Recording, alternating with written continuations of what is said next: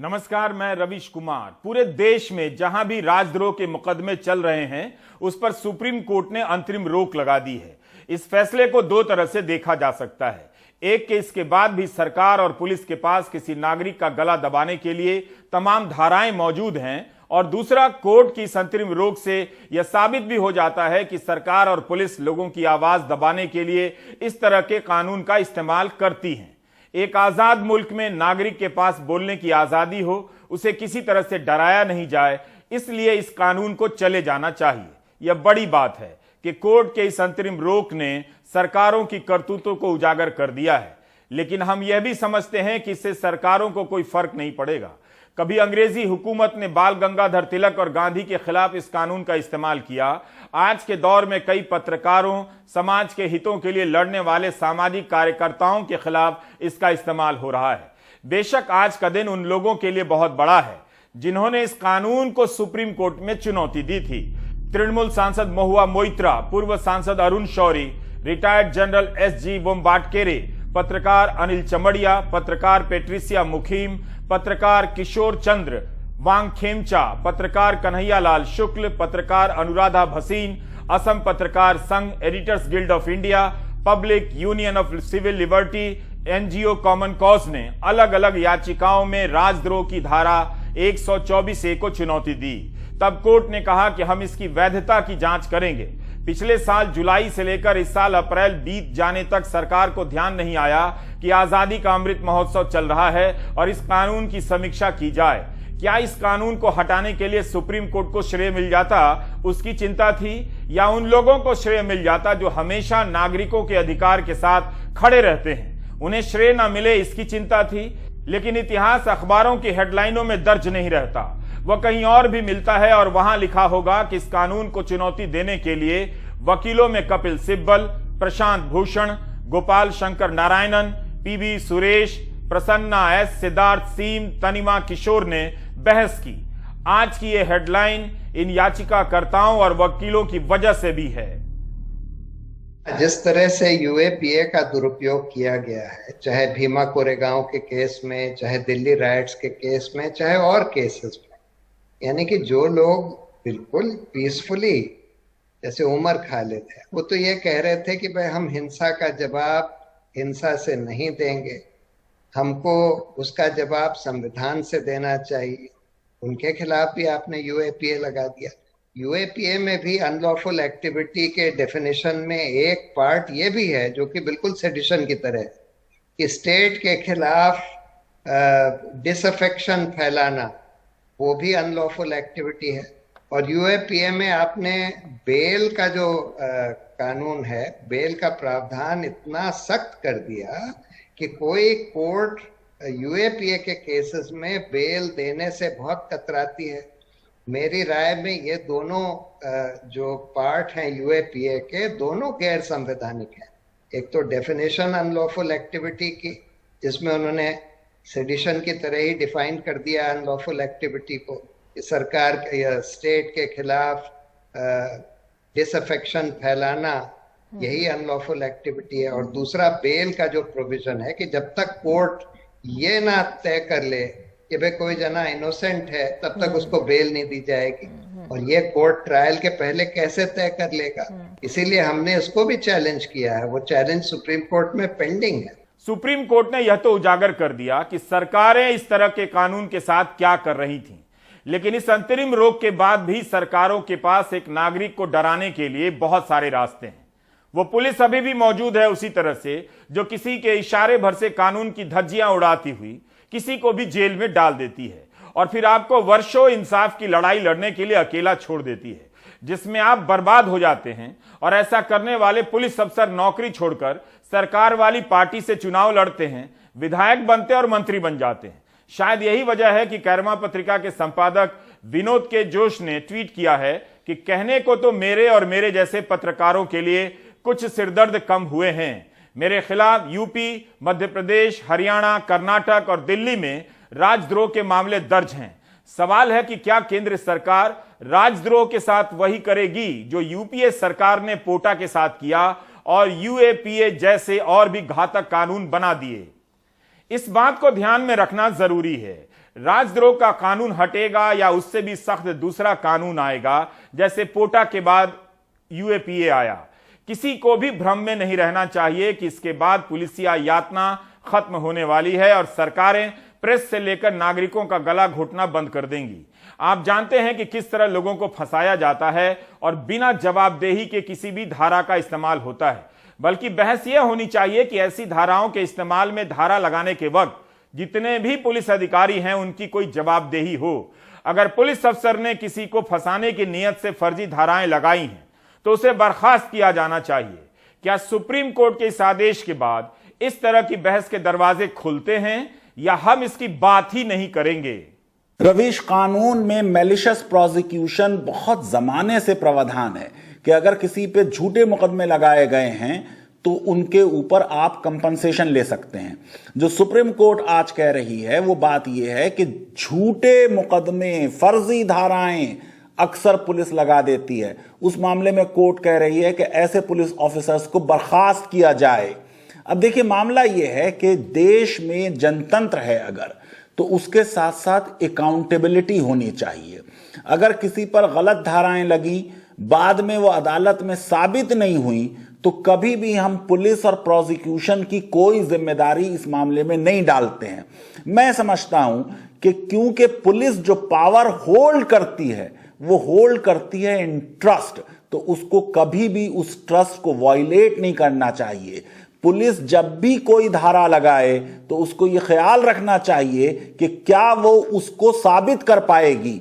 जो भी जुर्म है, उस जुर्म के जो इंग्रेडिएंट्स हैं, उन इंग्रेडिएंट्स को पहले गौर व फिक्र करके पुलिस देख ले कि उनके पास क्या सबूत मौजूद हैं कि वो कल उसमें कन्विक्शन करा सकते हैं या सजा दिला सकते हैं। भारत के क्रिमिनल जस्टिस सिस्टम की सबसे बड़ी समस्या रवीश ये है कि हमारे यहाँ पुलिस और प्रोसिक्यूशन अलग अलग नहीं हैं। अमेरिका में और इंग्लैंड में एक पूरी डायरेक्टरेट ऑफ प्रोसिक्यूशन होती है। वो डायरेक्टरेट ऑफ प्रोसिक्यूशन एग्जामिन करती है कि क्या हमको इस मामले में केस दायर करना चाहिए या नहीं दायर करना चाहिए। मैं आपके शो पे बार बार बताता रहा हूं कि criminal justice system instrument of state है, लोगों की लिबर्टीज का मामला है, बहुत सख्त मामला है। अगर आपके ऊपर क्रिमिनल दफाएं लग गई, आपको नौकरी नहीं मिलेगी। इसलिए पुलिस को ऐसे सारे मामलात में एहतियात बरतनी चाहिए। लेकिन सुप्रीम कोर्ट के ये कह देने मात्र से पुलिस में अकाउंटेबिलिटी आएगी, ये मुझे मुश्किल लगता है। एक नहीं, हम आपको अनेक उदाहरण दे सकते हैं किस तरह बिना किसी जांच के सिर्फ फंसाने और परेशान करने के लिए किसी को भी घर से उठाकर जेल में डाल दिया जाता है। यह केवल पत्रकार या सामाजिक कार्यकर्ता के साथ ही नहीं होता, बल्कि आम नागरिकों के साथ और भी ज्यादा होता है। पढ़िए इस खबर को, 1 सितंबर 2020 की है। यही लिखा है ना कि इलाहाबाद हाई कोर्ट ने कहा है कि डॉक्टर कफील खान के खिलाफ अवैध तरीके से एनएसए लगा दिया गया। 17 दिसंबर 2020 को सुप्रीम कोर्ट में यह फैसला सही साबित हुआ। तब फिर अवैध रूप से किसी के भी खिलाफ एनएसए लगाने वाले किसी भी अफसर के खिलाफ कोई भी कार्रवाई क्यों नहीं हुई? इंडियन एक्सप्रेस ने तो पूरी सीरीज निकाली, बताया कि 120 में से 94 मामलों को, एनएसए के 94 मामलों को इलाहाबाद हाईकोर्ट ने खारिज कर दिया था। राजद्रोह नहीं होगा या हटाकर ताली बजवाने और हेडलाइन लूटने से पहले इन तथ्यों को सामने रखिए और पूछिए कि राजद्रोह का कानून हट भी जाएगा तो क्या बदल जाएगा। इस कानून को लेकर जब सुनवाई चल रही थी तब बहस के दौरान सुप्रीम कोर्ट की टिप्पणियों से उसकी नीयत का भी पता चल रहा था। अदालत बार बार साफ कर रही थी कि इसका इस्तेमाल गला घोटने के लिए किया जा रहा है। कांग्रेस पार्टी ने 2019 के घोषणा पत्र में यह लिखा था कि सरकार में आने पर राजद्रोह की धारा 124 से समाप्त कर देंगे। तब प्रधानमंत्री नरेंद्र मोदी ने कांग्रेस के इस कदम की आलोचना भी की। भाइयों और बहनों, इतना ही नहीं, कांग्रेस ने देश में अलगाववाद बढ़ाने के लिए, हिंसा को प्रोत्साहन देने के लिए, देश को गाली देने वालों को प्रोत्साहन देने के लिए भी एक योजना बनाई है। जो तिरंगे झंडे को जलाते हैं, उसका अपमान करते हैं, जो आपकी तरह जय हिंद नहीं, लेकिन भारत तेरे टुकड़े होंगे का नारा लगाते हैं जो विदेशी ताकतों के हाथों में खेलते हैं, जो हमारी विरासत का अपमान करते हैं, जो बाबा साहब आम्बेडकर जैसे मनीषियों की मूर्तियां तोड़ते हैं, ऐसे लोगों से भी कांग्रेस को सहानुभूति है। जो भारत के संविधान को, भारत के कानून के दायरे को नहीं मानते, ऐसे लोगों के खिलाफ देशद्रोह का जो कानून देश में है उसको खत्म करने का वादा ये कांग्रेस पार्टी ने किया है। आप मुझे बताइए, क्या देशद्रोह करने वालों को सजा मिलनी चाहिए कि नहीं मिलनी चाहिए? वैसे राजस्थान सरकार ने भी 124A की धारा का इस्तेमाल किया है। लंबे समय तक केंद्र सरकार इसी लाइन पर सुप्रीम कोर्ट में पक्ष रखती रही। केंद्र सरकार के वकीलों ने कोर्ट में कहा कि अगर दुरुपयोग भी होता है तब नागरिक के पास कोर्ट है। इस पर कोर्ट ने कहा कि हम हर किसी से नहीं कह सकते कि कोर्ट चले जाइए और महीनों जेल में रहिए। तब जाकर केंद्र ने कहा कि वह कानून की समीक्षा के लिए तैयार है, क्योंकि इस समय आजादी का अमृत महोत्सव चल रहा है। आजादी का अमृत महोत्सव पिछले साल 12 मार्च के दिन शुरू हुआ था, जो वेबसाइट पर जानकारी दी गई है। इस केस की सुनवाई जुलाई से शुरू हुई थी पिछले साल, और हाल तक केंद्र सरकार राजद्रोह कानून को चुनौती देने की याचिका का विरोध करती नजर आ रही थी। अच्छी बात है कि सरकार ने अपना रुख बदला है, लेकिन क्या दूसरे कानूनों के इस्तेमाल के बारे में उसका तरीका बदल जाएगा? A clear-cut message has gone today to suppressors and subjugators of public opinion, of dissent, of everyone who criticizes the autocratic and dictatorial rulers and their policy, that you can no longer suppress the voice of truth, suppress the voice of dissent. सरकार जो है निरंतर रूप से, मोदी जी की सरकार इस प्रयास में रहती है कि भारतीयों का फायदा हो, आगे देश बढ़े। इस बात को जब हलफनामे में रखा गया तो माननीय सुप्रीम कोर्ट ने उसे स्वीकार किया है इस बात को। साथ ही साथ यह आदेश दिया है कि और नए केस ऐसे दर्ज ना हो और पुराने जो हैं वहीं के वहीं कुछ दिन के लिए रुक जाए, जब तक ये पूरा विषय देखा जाए। कानून मंत्री किरण रिजिजू ने कहा कि कोर्ट को सरकार का सम्मान करना चाहिए। हम कोर्ट का सम्मान करते हैं, हम दोनों के बीच स्पष्ट सीमाएं हैं और किसी को भी लक्ष्मण रेखा पार नहीं करनी चाहिए। पत्रकार पूछते रहे कि क्या आप यह कह रहे हैं कि अदालत का फैसला सही नहीं है? इस पर मंत्री जी ने कुछ नहीं कहा, लेकिन राहुल गांधी के ट्वीट के जवाब में उनके ट्वीट से साफ हो गया कि कानून मंत्री के तौर पर वे आज के आदेश के बारे में क्या सोच रहे हैं। कानून मंत्री ने अंग्रेजी में लिखा और यह हिंदी अनुवाद है कि अगर कोई एक पार्टी है जो आजादी, लोकतंत्र और संस्थाओं के आदर के खिलाफ है तो कांग्रेस है। इस पार्टी ने हमेशा भारत को तोड़ने वाली ताकतों का साथ दिया और भारत को बांटने का कोई मौका नहीं छोड़ा। राहुल गांधी ने अपने ट्वीट में लिखा था कि सच बोलना देशभक्ति है, देशद्रोह नहीं। सच कहना देश प्रेम है, देशद्रोह नहीं। सच सुनना राजधर्म है, सच कुचलना राजहट है, डरो मत। सुप्रीम कोर्ट को इसका श्रेय तो मिलना चाहिए कि पुलिसिया और सरकारी यातना के एक हथियार पर चोट पहुंची है, लेकिन यह बात मत भूलिए कि कुछ बदलने वाला नहीं है। हमने आपको बताया कि किस तरह नेशनल सिक्योरिटी एक्ट एनएसए लगा दिया जाता है। ऊपर से निर्देश आता है एनएसए लगाने का, एनएसए लग जाता है। बात इस पर होनी चाहिए कि जो भी अफसर ऐसे कानून लगाता है उसकी क्या जवाबदेही होगी। हम आपको एक और उदाहरण देना चाहते हैं। पिछले साल मार्च के महीने में हमने आपको प्राइम टाइम में दिखाया था कि किस तरह से सूरत में सिमी के एक सेमिनार में शामिल होने वाले 127 लोगों पर यूएपीए की धाराएं लगा दी गईं। इनमें से कई लोग कई महीनों तक जेल में रहे, 18 साल तक मुकदमा चला और कई लोग इस दौरान दुनिया से ही चले गए। मगर जब सबूत देने की बारी आई तो जांच एजेंसी के पास कुछ खास नहीं था। अदालत ने सभी को रिहा कर दिया, बरी कर दिया। 28 अक्टूबर 2021 को सुप्रीम कोर्ट ने कहा कि किसी संगठन से जुड़े होने के नाम पर किसी के खिलाफ यूएपीए की धारा नहीं लग सकती। क्या उसके बाद से यह सब बंद हो गया है? 2015 से 19 के बीच यूएपीए के तहत जिन्हें भी गिरफ्तार किया गया है उनमें से 2% से भी कम मामलों में सजा हुई है। अब आते हैं इतिहास पर। हमें तो यह इतिहास नहीं बताया गया, हमें सच्चा इतिहास नहीं पढ़ाया गया। आजकल इतिहास नहीं बताने की शिकायत करने वाले कुछ ज्यादा हो गए हैं। इनकी संख्या वास्तव में इतिहास पढ़ने वाले छात्रों से ज्यादा हो गई है। ये वो लोग हैं जिन्हें ना तो तब इतिहास पढ़ना था और ना अब पढ़ना है। इन्हें एक चीज बताने की जरूरत है कि नए नए संदर्भों के मिलने के साथ साथ इतिहास में बदलाव होता है। यह कोई बड़ी बात नहीं है, लेकिन 2-4-10 लोगों के साथ जाकर किसी को घेर लेने से इतिहास नहीं बदला जाता है, उसे गुंडागर्दी कहते हैं। इन दिनों कई लोगों से सुना कि अशोक का इतिहास नहीं पढ़ाया गया। उनकी सुविधा के लिए यह किताब बता रहा हूं, रोमिला थापर की किताब अशोक और मौर्य वंश का पतन। रोमिला थापर ने इस किताब की संदर्भ सूची में 219 किताबों का हवाला दिया है, यानी अशोक पर यही एक किताब नहीं है। दूसरी किताब नयनजोत लाहिड़ी की भी है। उन्होंने भी किताब के अंत में सैकड़ों किताबों का हवाला दिया है, जिसकी मदद से यह किताब लिखी गई है। इन किताबों में कहीं भी नहीं लिखा है कि जब भी पढ़ाया जाएगा तभी आपको पढ़ना है और उसके बाद व्हाट्सएप ग्रुप में जो कहा जाएगा उसी को पढ़ते रहना है। क्या आप इंजीनियरिंग से लेकर मेडिकल की पढ़ाई के दौरान इतिहास की किताबें पढ़ने का वक्त निकाल पाते हैं? है समय? कितने लोग अपने बच्चों को मेडिकल और इंजीनियरिंग के बजाय इतिहास पढ़ने के लिए भेजते हैं, या तब भेजते हैं जब उनका लल्ला इंजीनियरिंग की परीक्षा में फेल हो जाता है।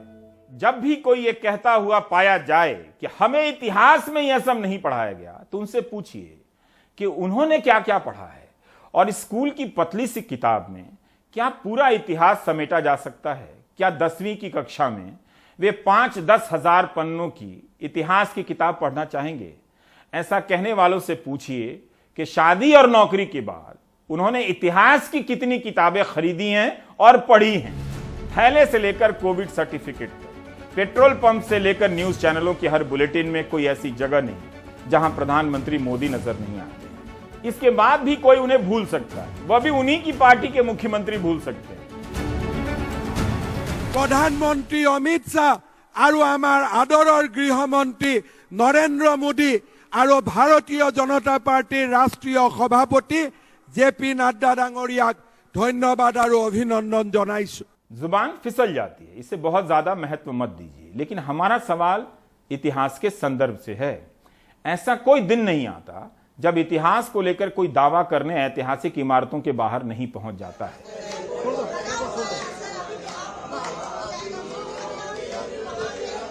कुतुब मीनार के बाहर जमा ये 10-5 लोग क्या इसका बदला लेने आए हैं कि इन्हें इतिहास नहीं पढ़ाया गया, या इतिहास का बदला लेने आए हैं?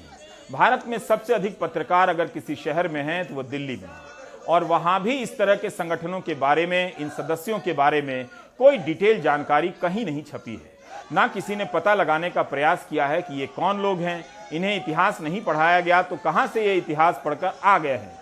मीडिया में ये सभी जिस संगठन के बारे में बताए जा रहे हैं उसका नाम यूनाइटेड हिंदू फ्रंट है। इस फ्रंट का काम दुनिया भर के हिंदुओं को एक करना है।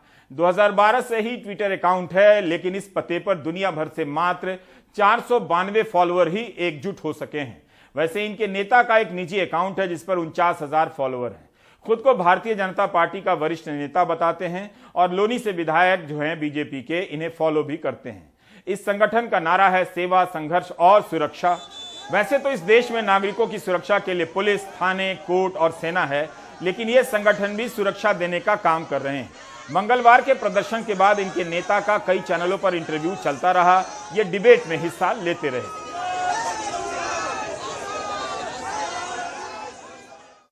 इस तरह के विवादों में आप संगठनों के नाम देखिए, अचानक से कहीं अवतरित नहीं होते। इनका पंजीकरण पुराना हो सकता है, लेकिन कई मामलों में इतिहास को लेकर सक्रियता बिल्कुल नहीं लगती। कोई महंगाई और बेरोजगारी के हालात नहीं बदलना चाहता, जिसे देखो इतिहास बदलने में लगा है। 3 ऐसे कलेक्टिव से यह किताब छपी है, the present in Delhi's past. इसके लेखक हैं इतिहासकार प्रोफेसर सुनील कुमार। जीवन भर दिल्ली के इतिहास की छानबीन करते रहने वाले प्रोफेसर सुनील कुमार ने इस किताब में दिखाया है कि किस तरह आधुनिक समय में कुतुब मीनार को लेकर नए नए दावे किए जाते रहे, नए नए तथ्य भी सामने आए, लेकिन राजनीति बार बार उन्हीं मुद्दों पर लौटती रही है। इस किताब में किसी बात को छिपाने का प्रयास नहीं किया गया है, लेकिन यहाँ इतिहास को देखने का नजरिया नाम बदलने और बदला लेने का नहीं है। कुतुब मीनार पर उनका यह लेख 61 पन्नों का है और अलग से 9 पन्नों में बताया गया है कि इस लेख के लिए किन किन किताबों और दस्तावेजों का अध्ययन किया गया है। इस छोटे से लेख के लिए संदर्भ सूची की संख्या 64 है। क्या आप इस किताब को पढ़ेंगे या व्हाट्सएप ग्रुप में बोलेंगे कि अरे हां, इतिहास तो हमें पढ़ाया ही नहीं गया। आपने श्रीलंका में देख लिया कि वहां किस तरह से बौद्ध शासन व्यवस्था की बहाली हो रही थी और उसके पीछे चीन से कर्ज लेकर उन नीतियों को लागू किया जा रहा था जिन्हें फेल होना ही था। हमने एक वीडियो देखा ट्विटर पर जिसमें सरकार का एक समर्थक अपनी जान बचाने के लिए कह रहा है कि मुस्लिम लोगों ने ऐसा किया है, लेकिन वही सिंगली लोग जो मुसलमानों के खिलाफ नफरत में डूबे हुए थे उस व्यक्ति से कह रहे हैं कि बांटने का काम अब बंद कर दो, नफरत की राजनीति बहुत हो चुकी। इस खबर से पता चलता है कि हलाल मीट बंद करने के मामले में श्रीलंका भारत से सीनियर हो सकता है। बीबीसी की यह रिपोर्ट 17 फरवरी 2013 की है। कट्टरवादी सिंगली बौद्ध संगठन मांग कर रहे हैं कि हलाल मीट की बिक्री पर रोक लगे।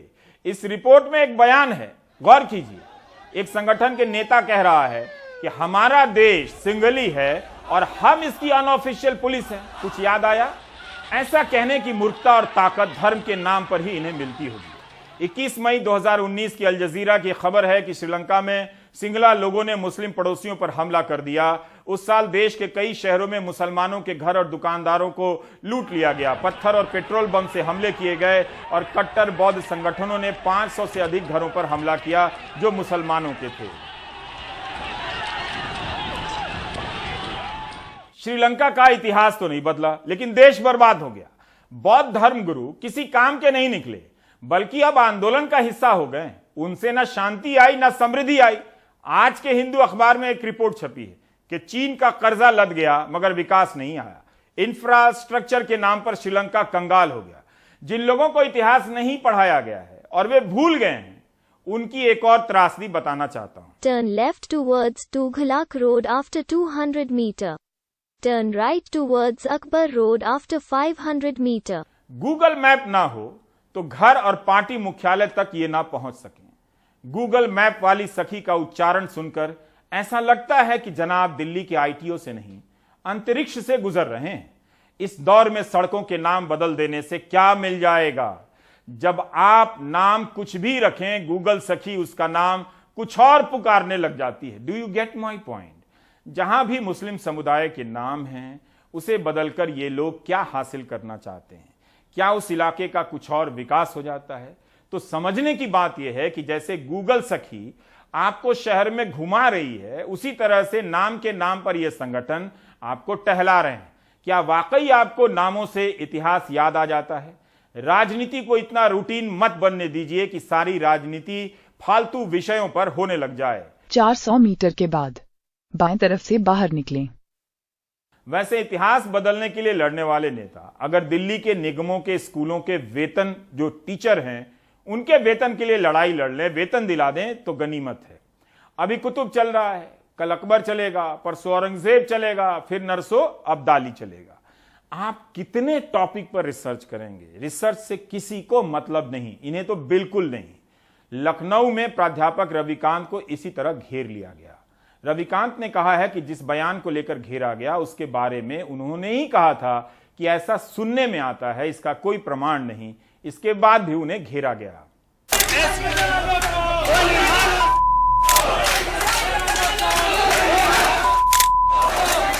लखनऊ यूनिवर्सिटी में मंगलवार को हिंदी विभाग के प्रोफेसर रविकांत चंदन के खिलाफ एबीवीपी के छात्रों की ये भड़काऊ और आपत्तिजनक नारेबाजी।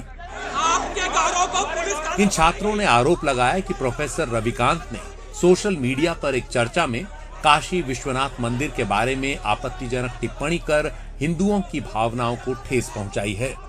वो कम्युनिस्ट मानसिकता से ग्रसित है, क्योंकि कम्युनिज्म एक बीमारी है। लगातार अपने पद का इस्तेमाल करते हुए हिंदू सभ्यताओं और हमारी रीति रिवाजों पर कमेंट कर रहे हैं। अभी हाल ही में कल उन्होंने हमारे सबसे पवित्र स्थान काशी विश्वनाथ मंदिर पर कमेंट किया। लेकिन प्रोफेसर रविकांत ने इन आरोपों का खंडन किया। उन्होंने कहा कि सोशल मीडिया पर चर्चा के दौरान उन्होंने स्वतंत्रता सेनानी पट्टाभी सीतारमैया की एक किताब फेदर्स एंड स्टोन्स के हवाले से काशी विश्वनाथ मंदिर ज्ञानवापी मस्जिद से जुड़ी एक कहानी का जिक्र किया था, जिसमें औरंगजेब द्वारा मंदिर तोड़ने की वजह बताई गई थी। प्रोफेसर रविकांत के मुताबिक उन्होंने इसके साथ ही ये भी कहा था कि वो इस कहानी की पुष्टि नहीं करते। मेरे वक्तव्य को उस किताब और लेखक के रेफरेंस को काट करके दुष्पाचारित किया गया मेरे खिलाफ कि मैं हिंदू धर्म की भावनाओं को भड़का रहा हूं, जबकि मेरा कोई ऐसा इरादा नहीं था। मैं तो केवल उस घटना का जिक्र कर रहा था जो कहानी के रूप में है, वो तथ्यात्मक रूप में भी नहीं है। मैंने इसको भी कहा, मैंने ये भी कहा कि आप पूरा वीडियो देखिए, आपकी गलतफहमी दूर हो जाएगी। दूसरा, अगर कोई आपकी भावनाओं को ठेस पहुंची है तो मैं खेद व्यक्त करता हूं। छात्रों की नारेबाजी के बाद प्रोफेसर रविकांत ने फेसबुक पर लिखा कि उनके साथ कुछ भी हो सकता है। यही नहीं, उन्होंने पुलिस में शिकायत भी दी कि उनके खिलाफ कैसी आपत्तिजनक और जातिगत टिप्पणियां की गईं और उनके परिवार की जान को खतरा है। लेकिन पुलिस ने उनकी एफआईआर नहीं लिखी, उल्टा उनके खिलाफ एफआईआर दर्ज कर दी गई। मैं दलित समुदाय से आता हूं और बाबा साहब अम्बेडकर और संविधान के मैं प्रदत्त जो मूल्य हैं, जो विचार हैं, उनका पालन करता हूं। और मुझे लगता है कि इसीलिए दलित होने के नाते मेरी आवाज़ को दबाया जा रहा है। बाबा साहब अम्बेडकर के जो सपनों का भारत है, उसको खत्म करने की कोशिश की जा रही है। हालांकि ये तथ्य भी सामने आ रहा है कि प्रोफेसर रविकांत ने पट्टाभी सीतारमैया की किताब का उद्धरण पूरी तरह सही नहीं दिया, लेकिन इस गलती से उनके खिलाफ हंगामे और आपत्तिजनक नारेबाजी का औचित्य नहीं बनता। लखनऊ से आलोक पांडे की रिपोर्ट, एनडीटीवी इंडिया। कई इतिहासकारों, प्राध्यापकों और पत्रकारों ने इस घटना की निंदा की है, लेकिन निंदा से ऐसी घटनाओं पर कोई फर्क नहीं पड़ता। जो प्रोफेसर हैं उन पर हमले हो रहे हैं, जो हमला करने वाले हैं वो इतिहासकार बन गए हैं। इसके बाद भी आपको शक है कि हम विश्वगुरु नहीं बन रहे हैं, तो मैं क्या कर सकता हूं। मध्य प्रदेश में गेहूं की सरकारी खरीद इस बार बहुत कम रही है। जिन किसानों ने निजी कारोबारियों को गेहूं बेचे हैं उन्हें पैसे तो मिल गए, लेकिन जिन्होंने सरकारी समितियों को बेचे हैं वे 1.5 महीने से पेमेंट का इंतजार कर रहे हैं।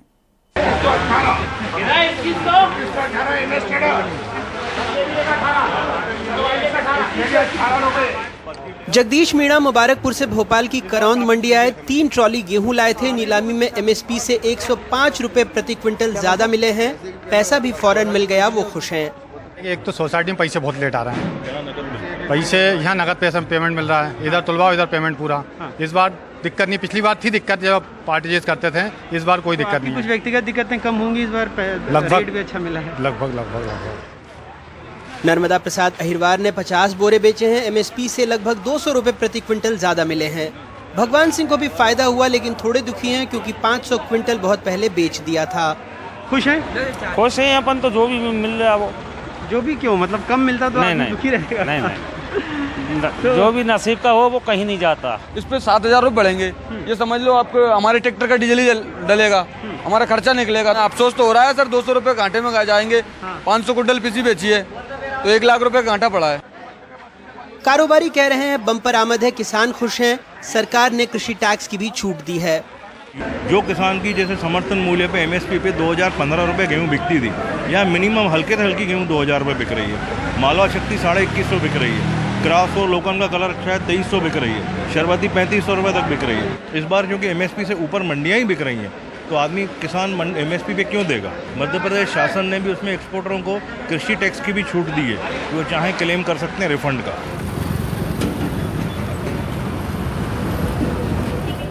लेकिन महुआ खेड़ा से आए राधू सिंह मीणा को करौंद मंडी में तो अच्छा भाव मिल गया। सोसाइटी में बेचे गेहूं का पैसा 1 महीने से नहीं आया है। कहते हैं डिफॉल्टर हो रहे हैं, परेशानियां खड़ी हो गई हैं।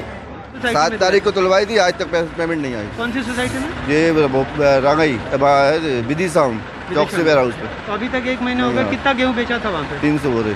300 बोरे। और यहाँ क्या कितना माल लाए? यहाँ तो 50 बोरा हुआ था, आज तक पेमेंट नहीं आई। उधारी वाले परेशान कर रहे हैं। कई सारे आपके साथियों का पेमेंट नहीं आया, किसी का नहीं आया।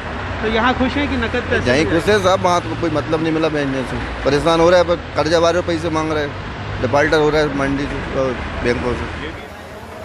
मध्य प्रदेश से अभी तक 4,81,000 मीट्रिक टन गेहूं निर्यात के लिए बंदरगाहों पर पहुंच चुका है, जिसका मूल्य 700 करोड़ रुपए से ज्यादा है। जबकि पिछले पूरे वित्तीय वर्ष में यह आंकड़ा 1,76,000 मीट्रिक टन था, जिसकी कीमत लगभग 420 करोड़ रुपए थी। 2020-21 में 87,000 मीट्रिक टन, जिसकी कीमत थी 175 करोड़ रुपए। सरकार ने 20 लाख मीट्रिक टन गेहूं निर्यात करने का इस बार लक्ष्य रखा है। निर्यात को बढ़ावा देने निर्यातकों को 1000 रुपए में प्रदेश स्तरीय एकल लाइसेंस दिया जा रहा है। हालांकि इस वजह से राज्य सरकार ने अब तक सिर्फ 40 लाख मीट्रिक टन गेहूं खरीदा है, जबकि पिछले साल ये आंकड़ा 128 लाख मीट्रिक टन था। सरकारी खरीदी कम हो रही कि नहीं हो रही? इसका मतलब ये नहीं कि हम खरीदी नहीं करना चाहते, इसका मतलब ये है कि अच्छे दाम मिले, किसान को ज्यादा फायदा हो, और इसलिए गेहूं एक्सपोर्ट हो, ये हम कोशिश कर रहे हैं। गेहूं प्रदेश में निर्यात कर रहे हैं ताकि पूरी दुनिया मध्य प्रदेश का गेहूं खाए। मध्य प्रदेश का गेहूं Africa, Malaysia, Philippines, Vietnam, UAE, दक्षिण अफ्रीका, बांग्लादेश के बाजारों में पहुंच रहा है। जानकार मानते हैं इसका दीर्घकालिक फायदा है। राज्य को नए बाजार मिलेंगे, मांग आपूर्ति का संतुलन बनेगा, विपणन की दिक्कतें कम होगी। सरकार विपणन के कई चैनलों को पाट सकती है, जिससे किसान सीधे बाजार से जुड़ सकता है। लेकिन एक अहम सवाल है, गेहूं की सरकारी खरीदी कम होने से क्या दिक्कतें नहीं होंगी? क्योंकि सरकारी खरीद का मकसद खाद्यान्न सुरक्षा और गरीबों को पीडीएस से सस्ता खाद्यान्न उपलब्ध कराना है। दूसरा इसका एक खामियाजा है ये कि जिस हिसाब से अभी हमारे पास जो स्टॉक है, और जो स्टॉक में जितना खराब स्टॉक की मात्रा ज्यादा है, तो अगर आने वाले समय में हमने उसको सही तरीके से क्लासिफाई नहीं किया, उसका सही तरीके से मूल्यांकन नहीं किया, और दूरदृष्टि के साथ में अभी हमने हमारा जो डोमेस्टिक प्रोडक्शन है इसको एक्सपोर्ट कर दिया, तो आने वाले समय में हमारे देश के लिए जो फूड सिक्योरिटी है वो खतरे में आएगी। केंद्र ने 2020-21 में अलग अलग योजनाओं के तहत लगभग 465 लाख टन गेहूं का आवंटन किया, जिसमें प्रधानमंत्री गरीब कल्याण योजना भी थी। जबकि साल 2021-22 में रबी मार्केटिंग सीजन में सरकार ने 433 लाख टन गेहूं की खरीदी की थी। अब सवाल ये तो उठता ही है कि सरकार अगर इस बार आधी खरीदी करती है तो गरीबों जरूरतमंदों को उपलब्ध कराए जा रहे गेहूं का इंतजाम कहां से होगा? 1 मई 2022 को केंद्रीय पूल में 303,46,000 मीट्रिक टन गेहूं था। जुलाई में सरकार के पास लगभग 575 लाख टन गेहूं होना चाहिए। और अगर ऐसा नहीं हुआ तो कहीं फिलहाल दुनिया का पेट भरनी निकली सरकार को खुद के लोगों का पेट भरने के लिए गेहूं आयात न करना पड़े। मध्य प्रदेश के किसान पंजाब और हरियाणा की तरह गर्मी और लू के थपेड़ों से ज़्यादा परेशान नहीं हैं, क्योंकि यहाँ पर बुआई थोड़ी पहले होती है, इसलिए पैदावार और किसान दोनों के चेहरे इस वक्त भी खिले हुए हैं। भोपाल से कैमरा पर्सन रिजवान खान के साथ अनुराग द्वारी, एनडीटीवी इंडिया। नीट पीजी की परीक्षा के छात्र बहुत ज्यादा परेशान हैं। 5 साल एमबीबीएस की पढ़ाई पूरी करने के बाद पीजी करने का मौका आया तो तैयारी का समय नहीं मिला। उनका कहना है कि हाल तक पिछले साल की परीक्षा के तहत एडमिशन की प्रक्रिया चली है, जिसमें वे सारे व्यस्त थे। नई परीक्षा की तैयारी का मौका नहीं मिला। मैंने उन्हें पिछली बार भी कहा था कि प्राइम टाइम में दिखाने से सरकार उनकी मांग मान लेगी, इसकी कोई गारंटी नहीं है। मेरी बात सही साबित हुई, लेकिन छात्रों का कहना है कि एक बार और कोशिश करने में बुराई नहीं है। आप ब्रेक ले लीजिए।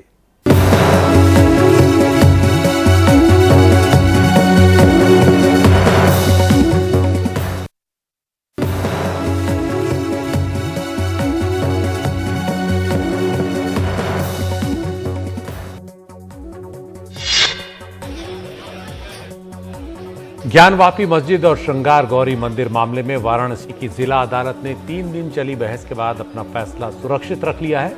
2021 में 5 महिलाओं ने ज्ञानवापी मस्जिद में श्रृंगार गौरी मंदिर होने का दावा करते हुए वहां रोज दर्शन और पूजा पाठ की इजाजत की मांग से जुड़ी याचिका दी थी। 26 अप्रैल को अदालत ने सर्वे के लिए एक एडवोकेट कमिश्नर नियुक्त किया। उन्हें ईद के बाद 3 दिन में जांच पूरी करनी थी और 10 मई को नतीजा अदालत में रखना था, लेकिन मस्जिद पक्ष ने सर्वे टीम के अंदर जाने पर एतराज जताया और एडवोकेट कमिश्नर बदलने की मांग की। इस पर कोर्ट में बहस पूरी हो गई है और कोर्ट ने गुरुवार के लिए अपना आदेश सुरक्षित रख लिया है। मामले की संवेदनशीलता को देखते हुए वाराणसी की जिला अदालत के बाहर पुलिस की चाक चौबंद व्यवस्था की गई है।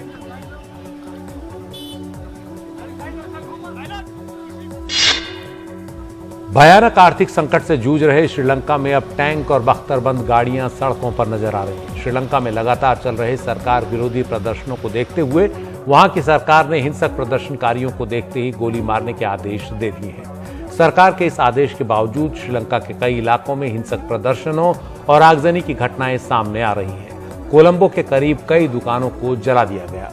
इससे पहले पूर्व प्रधानमंत्री महिंदा राजपक्षे के बेटे के रिजॉर्ट को भी प्रदर्शनकारियों ने आग लगा दी थी। इस बीच श्रीलंका में कई विपक्षी नेताओं ने चेतावनी दी है कि हिंसा के बहाने सेना को सत्ता में आने का बहाना मिल सकता है।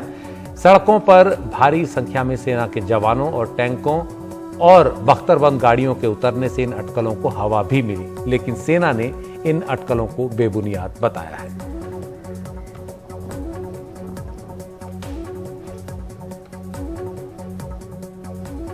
आप देख रहे थे प्राइम टाइम। नमस्कार।